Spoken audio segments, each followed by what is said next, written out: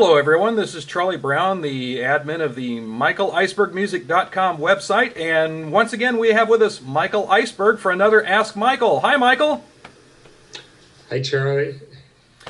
We are going to throw another question at Michael today. And what a lot of folks have been asking about is your early experiences at Walt Disney World. So here is your question, sir.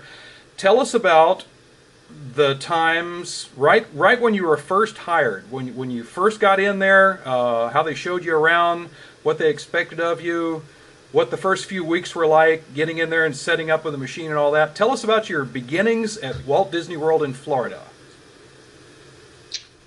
Well, I was playing in New Orleans when they suggested I come and see Walt Disney World. Because I had seen Disneyland, but I actually hadn't even heard anything about Walt Disney World. But they sent airfare and said, come on down and stay at the Polynesian for a few days and look around and see if you like it here. Well, I don't know if you could imagine what driving into Disney World the first time was like. It was like some heavenly utopia. And it was like beyond my imagination. Of course, had you never been to Walt Disney World before? Was that your very first time there? Oh, absolutely. Oh, wow. And I had hair down to about here. And you know, the Polynesian itself was so cool. And I had no idea what they had in mind, but I would, you know, hey, it's a free trip to Walt Disney World. Yeah. So, and I was there 3 days just going on rides. Nobody bothered me. And then they said, well, go and look at this place called the Tomorrowland Terrace. It's between the Grand Prix cars and the shops. And I did, and they had me go to wardrobe, and I remember a lady in wardrobe saying, "My God, look at that hair!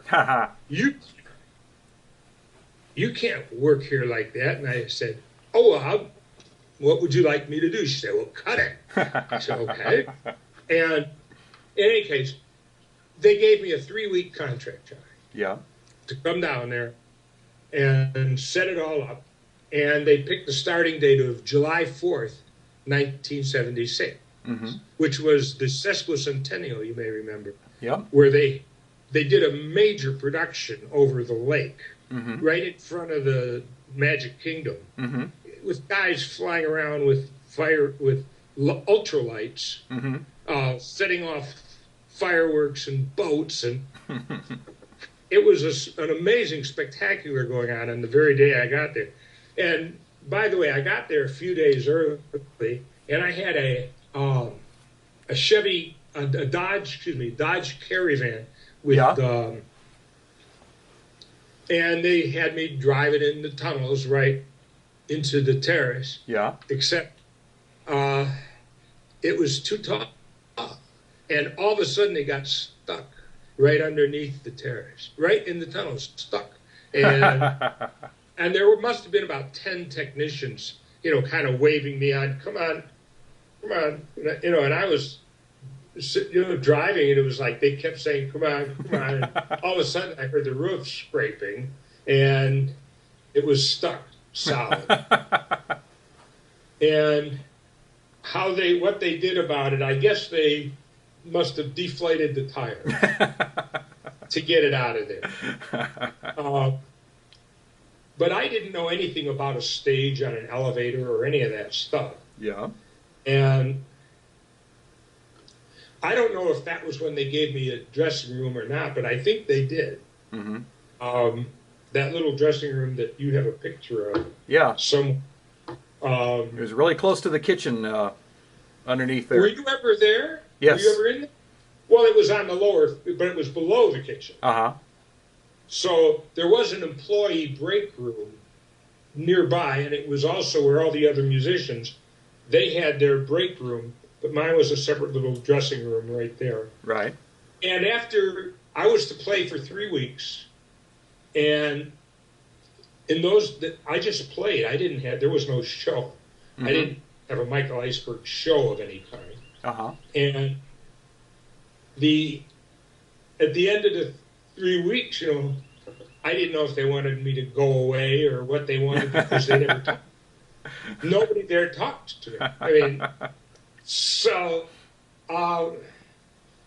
when the time came at the end of the 3 weeks, and I was playing 6 days a week, 6 shows a day. Yeah. Which was unbelievably hard. But I didn't know that.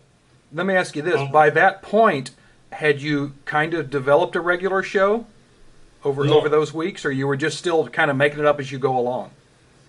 I was still in a complete chaotic state. I couldn't believe that these masters of machinery had said, "Oh, that's a great machine. Bring it into our place." Because I thought mine was such junk. And you have to understand, up until I got to Disney World, I built it. Although I had other people do a lot of it. I mean, a guy named Monty Nichols built the transistor keying system. He was a state patrolman in California. And a guy named Don Boomer built the whole sound system for it in Santa Monica. Right when you started, from like the very first day when you were on stage in Tomorrowland Terrace, did you have that facade with the lights and the mirror and the silver mylar, or did that come later? No, I think they had that right away. Okay. And I think that they may have seen the picture I showed them of the nut tree. Right. Who had built the first thing. Uh-huh. And, it's a very strange thing, but the reason that the Iceberg Machine even existed is, and I may have told you this in a previous interview, was that you have to be careful what you say. Yes. Because sometimes what you say actually happens. Yes. And in any case, after 3 weeks, I was trying to reach the entertainment. I would go up to the entertainment office and I'd say, "Well, I can't reach that guy," and the guy that hired me. Yeah. And they said, "Well, he's too busy. I said, "Well, do you want me to take the machine out? Do you want me to load it?" He said, No, just keep going, and he'll get to you." Well, about a week after the contract was over, he called me and said, "Oh, they wanted me to stay another 3 weeks." Uh-huh. And you see, I was very, I noticed that the people weren't paying any attention to me. Yeah. That I was playing, but they weren't looking. Uh-huh. And, I mean, they were, whatever they were, and characters would come up to the doors, like Diddly Widdly, or what are their names, those two? Tweedledee and Tweedledum? Yes, Tweedledee and Tweedledum. Those were my absolute least favorites. And they would come up, and a giant commotion would occur. Yeah. If the characters appeared at the doors. Right. But anyway, I started doing a show out of self-defense. I started being funny. I started doing what I called obvious absurdities. Yeah. And talking. Mm-hmm. Talking on the show. And they gave me a 6-month contract after that. Ah, so that made a difference.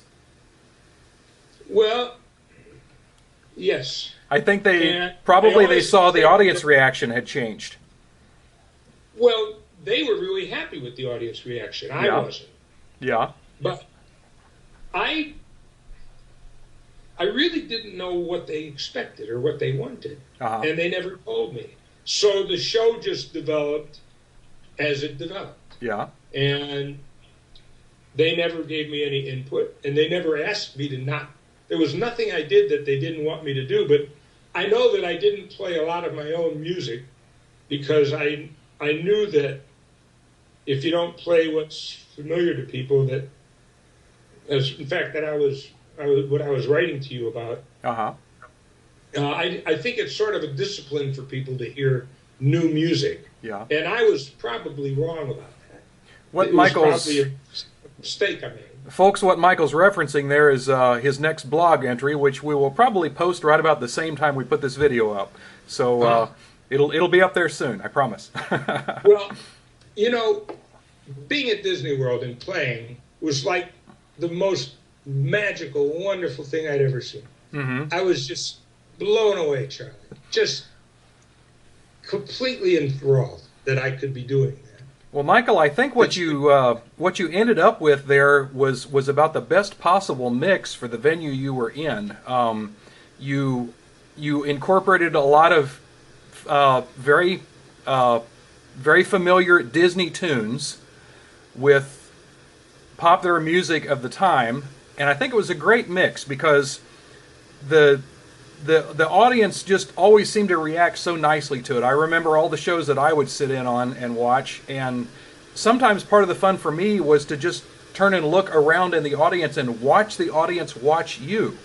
You know, I was one of those hardcore Michael Iceberg fans that after a while I had your show memorized, and so after a while, instead of watching you, because I kind of knew what was coming. You know, it's like watching a show that you've seen a lot of times. I knew what you were going to do. I got to where I was having fun turning and watching the people watch you, and they loved you. Yeah, they love you, Michael. So I think you hit on the perfect mix there. I really felt very, very self-conscious and really nervous. I think they changed different. They had me do different costumes. At one point, they had me looking like what they considered a spaceman. I remember the space suit, and I remember the Nutty Professor outfit. Yeah. The lab coat. Yeah. Yeah, well, I was a real fan of Jerry Lewis as a kid. Uh-huh. And there were times when I looked at pictures and I thought, wow, that sort of resembles Jerry Lewis. You know, and I didn't really sing in my life ever. Uh-huh. And I still don't. However, singing just became something I had to do in order to do some music I wanted to hear me sing. Yeah. And I loved being at Disney World, Charlie. It was a tremendous, great thing. And well, Michael, you being there changed a lot of people's lives for the better. And I think if you can look through the guest book at the website, and there's evidence of that, and the messages I get through emails and such through the website. I know I'm embarrassing you because you're turning a little pink right now, but again, Michael, we thank you so much for what you've done, what you did at Disney, and all your trips, not just around the country, but around the world. I know you've toured all over the world. Your music has touched so many people, and we all are grateful. Oh. Okay, I know you can't get your head out of the room now, but now that I've inflated your head so big. Well, thank you. I don't remember what you asked me, but I know I gave you an awful long answer. Forgive me. You did exactly what I asked for. You told us about the beginnings at Disney World, and it was fantastic. Well, folks, this was another Ask Michael, and again, Michael, we appreciate it so much taking time out of your day to do these for us, and we look forward to the next one. Thank you so much, sir, and you have a great day. Thanks, Charlie.